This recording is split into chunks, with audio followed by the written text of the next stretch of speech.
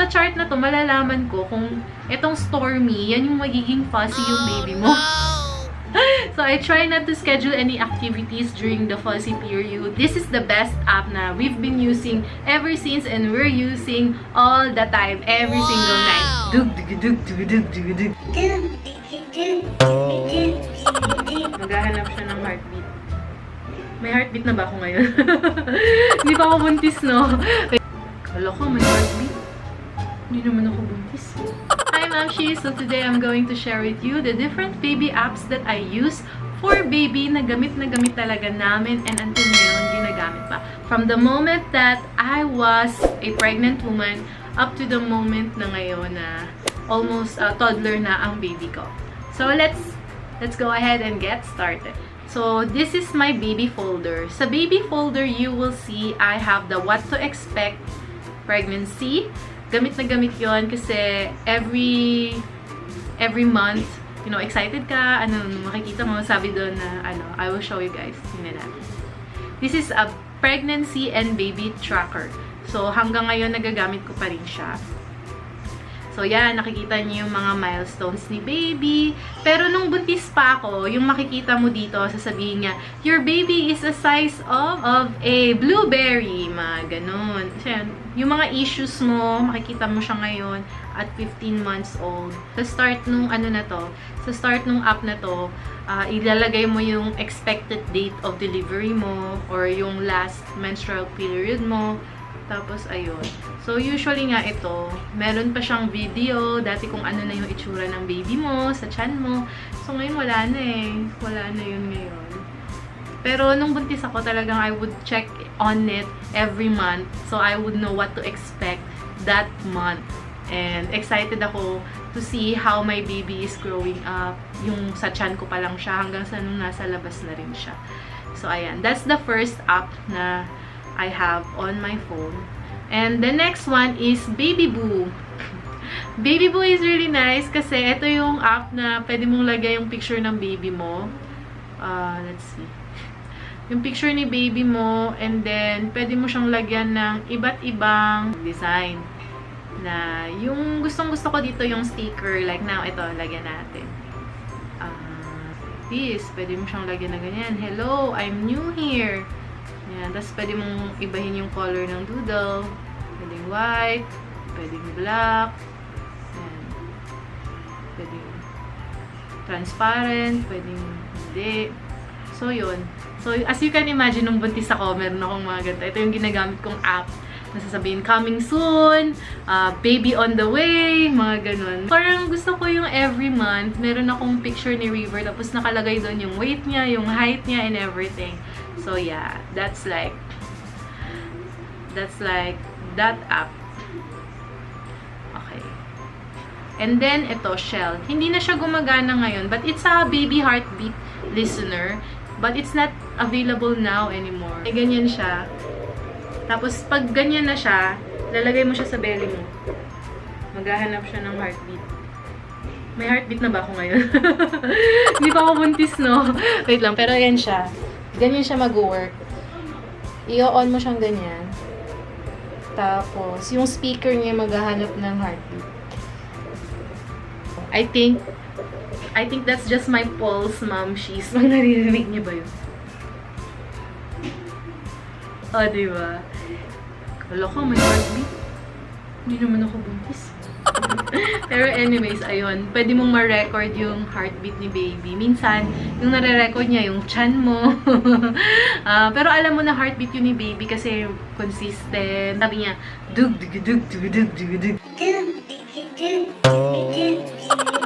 So, ganun. Ganun din dapat yung maririnig niya sa baby. Hindi ko alam kung bakit yung iba nagko-comment kasi nirecommend ko to siya sa previous video ko. Sabi nila, hindi na nila mahanap yung app. Pero ito yun. Ito yung app na yun. Nandito pa naman siya. Pangalan niya is Shell. So, that's that app. So, yun. Yun yung mga apps na ginamit ko nung I'm still pregnant with Baby River. And now, na lumabas na siya sa world, nirecommend naman ng friend ko ito, Wonder Weeks. So, sa Wonder Weeks, ilalagay mo kung ano yung expected date of delivery mo ng baby. Hindi yung birthday niya, but yung expected niya. And then, sasabihin niya kung meron, on that week, meron ba kayong, ano na yung nangyayari sa mental development ni baby. Meron ba siyang mga, ano ba yung mga, nakakita na ba siya? Nakakita na ba siya ng sequences? Na-understand na ba niya yung mga commands? Mga ganon. So, ayun. So, nakikita dito, pag may nag-a-undergo ng lip si baby, yun yung mga time na fussy sila, yun yung mga time na gustong magmimi or iyak na hindi mo malaman kung bakit. It's because they're undergoing something. They're trying to take in the world around them and they're trying to learn about it more. So, ayun. So, ito yung mga different lips. Ayan. I hope you can see. Yan. Growth spurt, lip in mental development, mga skills. So, yun. So, makikita mo rin, mako-compare mo if yung baby mo, tama ba yung mga lips niya? Nasa saktong schedule ba siya? Is he behind? Is he early? Mga ganon. Tapos, ang the best dito, ang best part na gustong-gusto ko is yung chart. Sa chart na to, malalaman ko kung itong Stormy, yan yung magiging fussy yung baby mo. So, I try not to schedule any activities during the fussy period. Try not to schedule any trips during that time kasi meron na nga siyang pinagdadaanan, dadagdagan mo pa yung stress ng baby mo. So, ayun. Ito naman, pag generally sunny, yun yung maganda yung mood niya and everything. Nakalagay din dito yung yung fussy period siya. Ayan, yung yellow. Fussy and irritable behavior. Nagkakaroon sila ng separation anxiety. So, nakakatuwa lang. It's nice to have this app to know where you are at with your baby. And you can check if fussy siya ngayon, check ko tong app na to. Baka may pinagdadaanan siya. And also, it's so nice to know kung ano yung pinagdadaanan ng baby ko. Like, for example, ngayon, naiintindihan niya na pala yung sunod-sunod ng bagay. Or ngayon, naiintindihan na pala niya yung systems. Naiintindihan na pala niya yung commands, mga small commands. So, ayun, very, very useful app. And ito, rin-recommend to ni Charm. Thank you again, Charm, for recommending this to me. She is she's in Canada right now. And yung mga babies doon, yun yung mga uso sa kanila. Yung mga ganyan, mga lips. Okay. The next item that I want to share with you guys is the baby nursing app. Because when baby was born, I was breastfeeding him.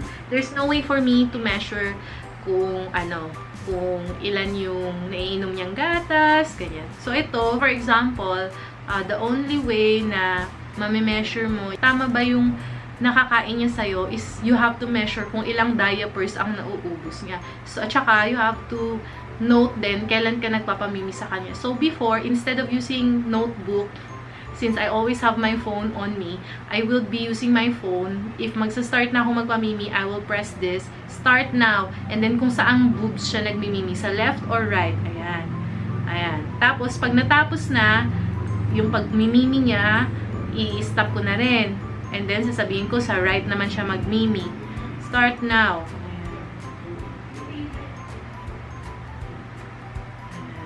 Kasi, when you do this, useful din siya kasi malalaman ko kung saan ako nagpamimi last time, 'di ba? Kasi kung hindi, mas ma-engorge yung isang boobs kasi lagi siyang lagi siyang nadidrain tapos yung isa hindi. So magkakaroon siya ng black dots or something like that. So yeah, breastfeeding, so complicated. So these apps help it much more simpler. So I just put in the details. So, next time, I would know kung saan ako magpapamimi next. Lalo na pag baby pa sila, hindi pa nila kayang dalawang boobs yung kakainan nila. And then, every time na magpupoops siya, ayan, ire-record ko dito, na meron siyang dry or wet diaper or bowel movement. Yan, pag nagpoop siya, done. May oras. Tapos, dadagdagan ko pa, wet diaper lang. O, at ganitong time, sasabihin ko kung anong time, let's say, 8 AM kaninang umaga, hindi ko na-record, lalagay ko dyan. So, yun lang. Dun mo mami-measure kung tama ba yung naiinom niya na milk sa'yo, kulang pa ba yung pagpapamimi mo, or sobra. I think okay lang pag sobra. Pero yun, dito mo malalaman sa tracker na to, which is very convenient for me, na nasa app na siya. Ayan. Meron din, if you want to know his sleeping, kung ilang oras siya nag-sleep, start mo yan. Tapos, i-off mo na lang din after na nagising na siya. So, ayun. Very convenient. Itong ganitong klaseng app. Ang pangalan niya again is Baby Nursing App. And I saved the best for last. This is the best app na we've been using ever since and we're using all the time, every single night. Kahit wala kang internet. Well, lahat naman sila. Almost. Kahit walang internet. It's called the Baby Don't Cry app. Ito siya. Nasa nasa shortcuts ko siya. Dito sa Baby Don't Cry app, sa mga lullabies nga, you can choose one and then you can let it play. Ayan. So, magpi-play siya. Hindi mo na siya kailangang, iulit. Magpi-play siya in parang pampatulog ko kay River. Imbis nakakanta ako, ito na lang. It plays in a loop. Okay, so stop. Pwede kang pumili either music, mga music, iba-ibang music. So, it plays in a playlist and then it's a loop. Ganyan. Or, you could choose background noise or white noise. Yung ibang baby, nakakatulog sila pag may heartbeat. Kasi ganun din pag nasa belly pa sila. Then, pwede mo siyang dagdagan if you want. Shhh. Ayun. Ayun. Para siyang white noise. Ayan. Pwede rin underwater. Ganun, diba? Yun yung mga bet nila. Diba? Loop. So, yun. Tapos, meron pinaka-first, game na pinapalaro ko kay River is here. Pag kinawakan niya ganun, magsa-sound. So, gustong-gusto niya. Tapos, ito rin, meron ding animals.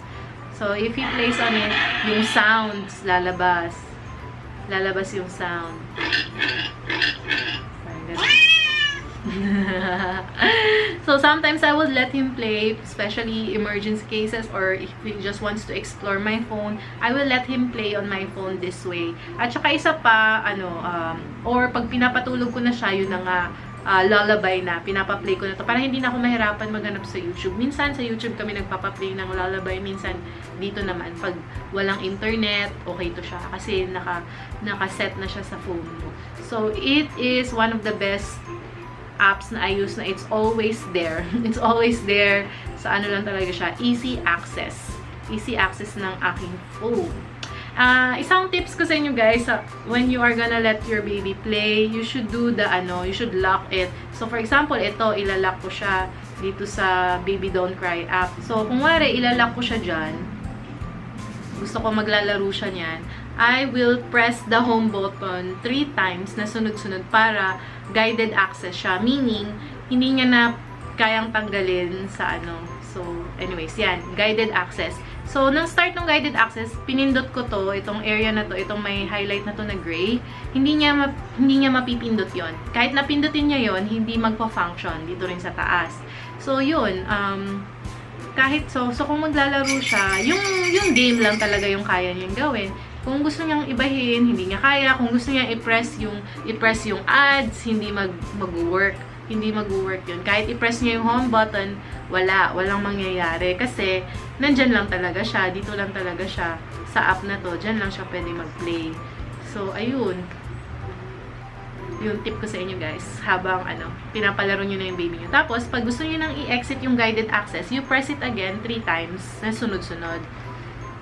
Yan, lalabas yung passcode mo. So, syempre, ikaw lang, yung parents lang yung may alam ng passcode. Diba? So, ayan, lalabas na yan. Should you end it or resume? So, i-end mo na siya. So, that way, balik ka na ulit. Ikaw na yung may gamit ng phone mo. So, pwede mo na i-press tong mga to. Yan, yung mga different, pa sila pala dito. So, ayun. I hope you guys enjoyed this video. This is what baby apps I used in my pregnancy and motherhood journey.